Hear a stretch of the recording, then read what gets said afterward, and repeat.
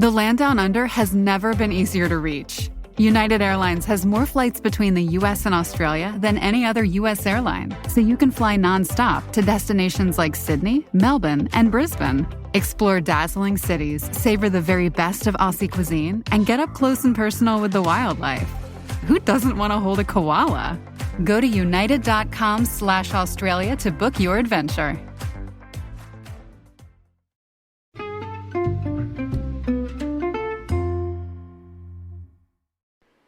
Hi, everybody, and welcome to the Dr. Psych Mom Show. Today, we're going to be talking about this relatively common dynamic when your wife keeps shooting down your dinner ideas. In my Facebook group, we talked about this. Somebody shared a funny meme that was like two guys checking out a woman, but basically the caption was, when she knows what she wants for dinner. And you should join my Facebook group, by the way, because there's plenty of funny stuff and lots of interesting, intelligent discussion, which is rare on the internet. But anyway, and also, of course, you should subscribe because to this podcast, which is separate, subscription for podcasts, separate from Facebook group, because yesterday's episode that was subscriber only is what does anxiety look like in kids and why does it start? Hint, it starts because of a parent. And there's over 115 subscriber episodes that you can get to, or more than that by now, by whenever you hear this, because I record these like 2 months out by now. Okay, so why does your wife keep on shooting down your dinner ideas, and what does this sound like? So, I mean, this is like ridiculous to me because, I mean, in case you couldn't tell, I'm not an indecisive person. Also, I cook dinner, and that's what everybody eats. I've never asked in my life. I don't think what somebody wants to eat for dinner in my family. Well, we're eating at home because that's what I do. But so you could just like skip to the end and just take that as your idea. But if you struggle with this, that's unlikely to be something that you choose to implement. So let's back up and see first, why does this happen? What does it look like? It looks like the man says, first she says, or he said, it doesn't matter. Somebody says, so what do you want to eat for dinner? And the other person says, I don't know, maybe, and the guy says, maybe Italian. She says, I don't know. No, I don't know. I think we already, we had Italian recently. And he says, all right, what about Chinese? And she says, I don't know. I mean, if you really want to, I'm not really feeling Chinese, though. And then they go loop to loop. And this, if you add up all the time it takes to do this, it's, days in total of people's lives. Nobody wishes on their deathbed that they had spent more time ambivalently discussing what to eat for dinner. And generally the ability to decision make is thought of as a fairly good trait. So why does this happen? It happens because you got two people pleasers. So some guys act like it's the woman's problem, but she's the one shooting down all of his ideas. Why does he keep throwing out ideas? Why doesn't he just say, all right, I'm going to get Chinese food, or you get something else. I'm doing something else now, It's like two people that are two things that I talk about a lot. One, it's the cult of boundaries and preferences, in this case, preferences. So it's like the fact that you could think of possibly an even better, more delectable morsel, is out there. It's like FOMO, like, could you possibly have a dinner that's a 9 out of 10 instead of a 10 out of 10? Why would you suffer that way? You need the most wonderful possible thing out of all the things that you prefer, that has to be it. And the likelihood of you and your spouse both wanting the same delectable morsel at the same time is pretty low, because you are two separate people. And then there's also the people pleasing and conflict aversion. So obviously, the guy doesn't care, right?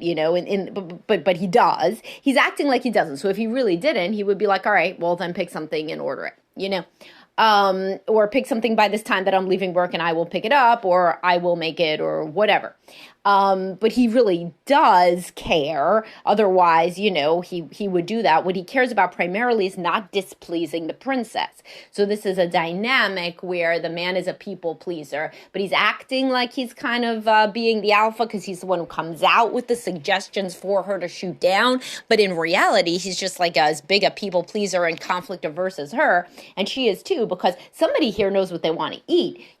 Just statistically, like this is two adults, there's only a finite amount of possibilities. So even if you factor in, that this idea that everybody should get their very favorite thing. Oh, and just, this is a funny aside, but people who have this dynamic, this is like the funniest. They'll say things like straight face, completely straight face. They'll be like, our kids are so picky. It's horrible. I mean, they'll really only have this one brand of chicken fingers, and they'll only have this one type of dessert. So basically, they'll only eat two things, and we really can't go anywhere. And if we do, we gotta like pack their food. They won't go to certain restaurants. 4-year-old, about 4-year-old won't go to certain restaurants. I'm like, oh, well, that stuff is modeled from parents. You're like, no, we're very laid back.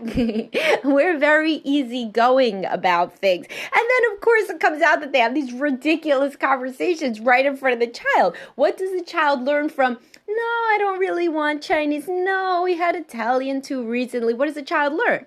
Be picky. Be very, very picky about stupid shit. I just wrote a post, the 90-10 rule, why you should only have an opinion about 10% of shit that happens, and how that's like how CEOs operate, Like, what are you teaching your kid? You're teaching your kid that, like, the moment of pleasure when that food hits your tongue is worth a ridiculous discussion that the child understands is, conflict. So even if it's very low-level conflict, that there should be any sort of back and forth conflict over, what to eat. So then what's very important? What to eat. They learn what to eat is extremely important. It's so important that these two adults that are my parents, like, talk about their preferences of what to eat, like, all the time, daily or near daily. So then as a child, I'm emulating my parents. So what do I think is very important? That I get exactly what I want to eat 100% of the time, as mommy and daddy seem to do.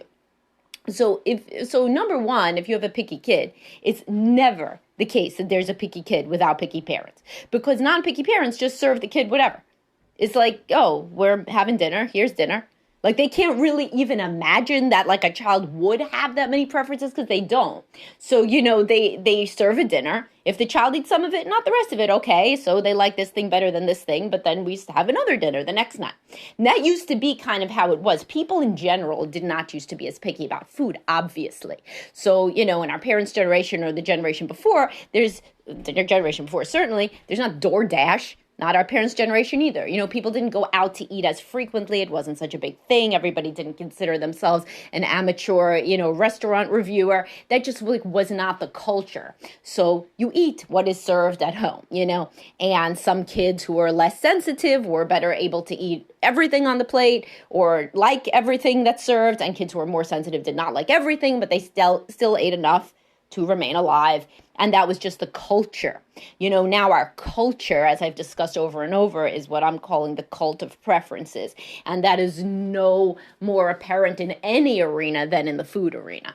So the idea of what to eat and how to eat, people have various styles of what they eat, and just people review shit on Yelp all the time, and just it's like a big deal about where to eat. So of course your child's going to pick up on this. The more you're like this, the pickier they're going to be. And I have a podcast on picky eating about children, which you could get into. But anyway, back to the man and woman thing, or the married couple thing, whatever gender. The main thing here is these people, there's usually not people that are just like this about food, which is why I bring it up, because it's more interesting to me when we were talking about it on Facebook, and I'm thinking, what does this relate to?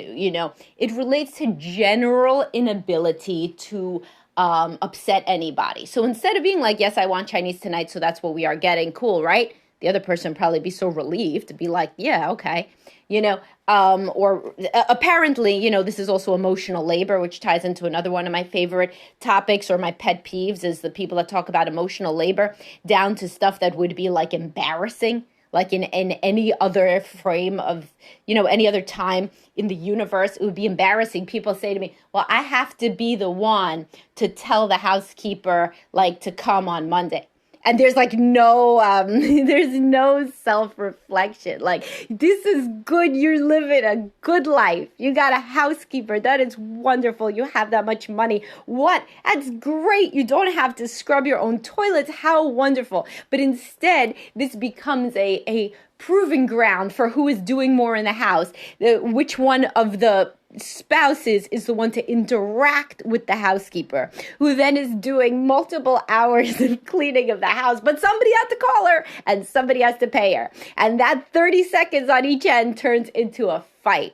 And this exemplifies the culture of kind of self-centeredness, quite honestly. That's when I said self-care jumps the shark into selfishness, cult of boundaries. This is like a major theme that I discuss because it is the death of a happy relationship when people are scorekeeping. Also, you could refer back to my Fair Play podcast where people are legitimately supposed to have cards that they divide for the chores, and it's like the ultimate scorekeeping. And of course, scorekeeping is bad for a relationship of any sort, friendship, intimate relationship, parent-child relationship.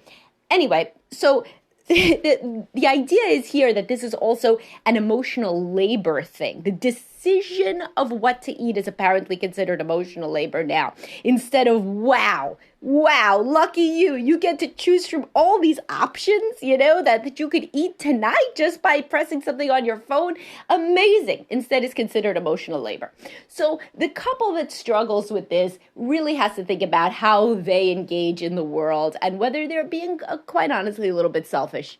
Not to put too fine a point on it. Are they being selfish and thus modeling self-centeredness for their children? And does their fear of any conflict prohibit them from just kind of saying, A, I don't care, or B, I want X? And that's it.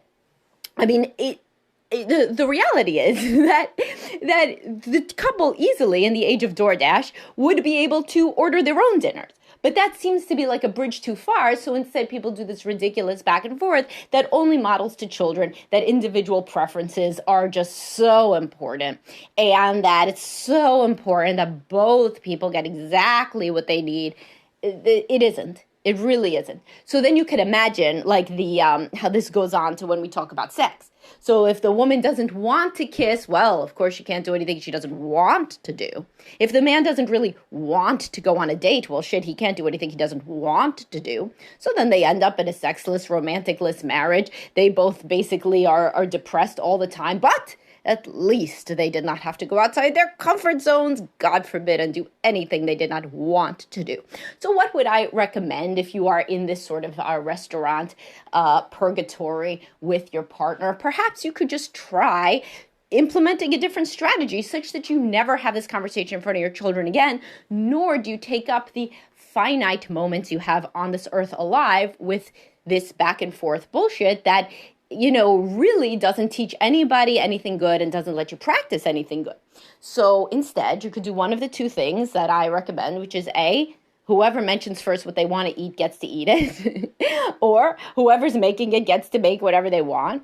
Or one person just says, you know what, we can eat whatever the fuck you want forever. And that's that, unless I just tell you I am bringing home something else. So the person who is the cook can just make the damn food. And they can take everybody's preferences, global preferences into account, such as, the partner does not like asparagus, but everything else is fair game, or what have you. But what you should not do is allow this to be a constant fake decision-making where you're kind of pretending that you care what the other person wants, but you're not really, and you're getting kind of resentful, and you're not practicing being selfless or kind, because that's what you should always be practicing in a relationship, and you're modeling individualistic preferences and this putting them on a pedestal for your children, and then wondering why they're selfish or picky or unappreciative. Right? So don't do that because it doesn't make any sense. So instead, you could listen to this with your partner if you want, or if they don't like me, not everybody has to like me, don't listen to it with them, but try to say next time they say, what do you want for dinner? You say, sweetheart, you choose. I can't wait to see what you order and or what you cook, because whatever you want, honey, That would be interesting. Be interesting to see what they do, and it would be interesting if they get really, really anxious and they say, well, no, I can't make that decision.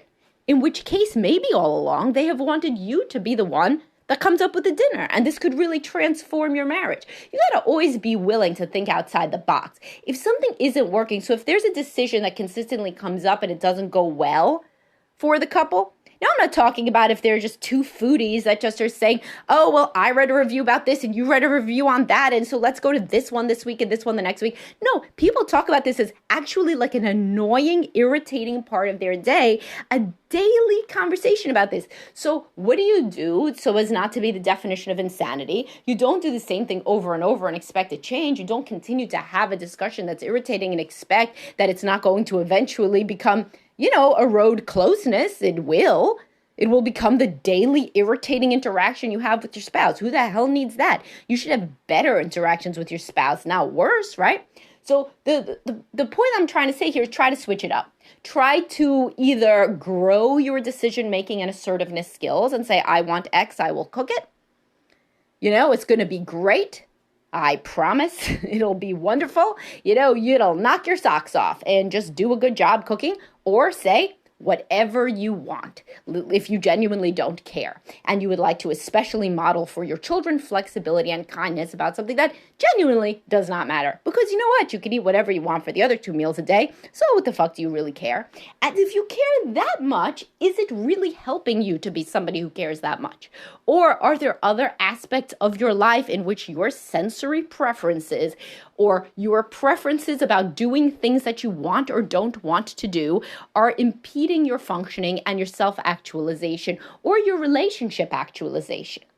If you are somebody, because I always see this, and I talked about it in the other podcast. Now that I'm talking, I remember that I said that picky eating also goes with squeamishness and sexual closed-offness 100% of the time. The women that don't want to touch in bed have very, very definitive preferences about what they eat, because eating is another sensory thing. So honestly, if you're the man in that situation, where do you want her to focus her energy? Do you give a shit if you eat pasta for the rest of your life for dinner? If she were to then focus on sex? Because it can't be everything, you see. It can't be everything. I tell this to people all the time. I say, you got to stay on brand. What is your major ask here in couples counseling? It's that she's more sexually open. Cool. Well, then you can't have problems with how she parents, and you can't have problems with how she does or doesn't exercise, or your in-laws, or how she spends money. People can't work on 20 million things at once, and then they start to feel that you're the boy who cried wolf. You want her to work on more physical intimacy? Get rid of the other fucking problems, because they're not as important as that one. So say to your wife, sure, honey, let's just eat what you want every night. For real. I've realized that I'm being ridiculous too, because sometimes I shoot stuff down and I don't really give a shit. The number one thing I care about is that we're close and connected. So if it makes you happy to eat whatever the hell you want for dinner, I'm there, I'm doing it. Fine. Cool. And you know what? Maybe truly it would be a gift to her, because if you are that picky and you have that many sensory preferences and it is stressful to consider eating something that you do not want to eat, then take it off her plate. The more nice things you do, the more likely somebody is to play ball in other arenas.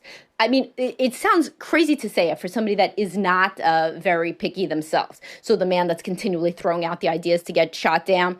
But if it is truly even a remote 10% stressor to her to eat Chinese when she wants to eat pizza, which it is to somebody who has loads and loads of individual sensory preferences about taste, touch, smell, etc. Do you want this stress to be yet another mark against you subconsciously that she has in her mind? No. If you're dealing with a rigid person, this goes to my previous podcast on, is your rigidity harming your relationship with your husband and kids? But if you're dealing with a rigid person, which is the sort of person who has lots and lots of preferences about what they eat at what time, when, how, where, do you want to, you want to expand the horizon of this rigid person probably in one key area, physical affection and emotional affection, which is linked. But you don't want to stress them out about what to eat. You don't want to stress them out about what they wear. You don't want to stress them out about much. So unless they are doing horrible, egregious things, such as I've talked about, constricting your children, making them scared of the world, perpetuating their anxiety with the kids, that's a major one, right? And the other major one is a physical relationship. But if there are these little things that you could just give over, like, hey, do you want it? Does it stress you out more to decide what to eat, or does it stress you out more to sometimes eat things I want? Because whichever thing you want, let's fucking do it. The rest of your life you could pick, or the rest of your life I could pick. But we're not going to have interactions that kind of make you irritated with me anymore. Unfortunately, we have enough of those. We don't have a margin of error here. We're trying to work on building closeness in our relationship. Also, if you are the bottleneck, if you are the rigid person who fetishizes one specific food at one specific time, think about how this ideology was learned in your family of origin. 100%. There were very picky, selfish people there. And do you want to be this kind of person? Or do you want to be the kind of person who says, sure, I'll try that. Sure, I'll try that.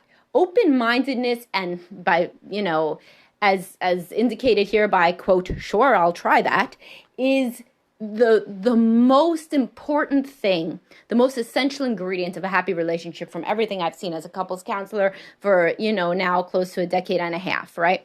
Open-mindedness and the ability to say, sure, I'll try that. So why don't you guys try that? You could, when the next time that your partner says you want Chinese tonight, you say, sure, I'll try that. Sure, it sounds good. Sounds good. That's another one. It's even 2 words. You could only say 2 words. Sounds good. The more you say sounds good and things like that, the more your kids turn into people who say sounds good. You want kids who say sounds good. Everybody wants kids who say sounds good. They're flexible, agreeable in the personality sense. Somehow that got a bad rap, that word, as being like a doormat. You're not a doormat if you eat Chinese food when you would have liked sushi 5% better. You're a reasonable human being who other people want to maintain relationships with. Anyway, I think that hopefully I've given you something to think about this topic that maybe you were, thought maybe I couldn't even talk a lot about. And here I have talked for 21 minutes about it. All right. I hope you found it interesting, as I did, and I'll talk to y'all soon. Bye-bye, guys.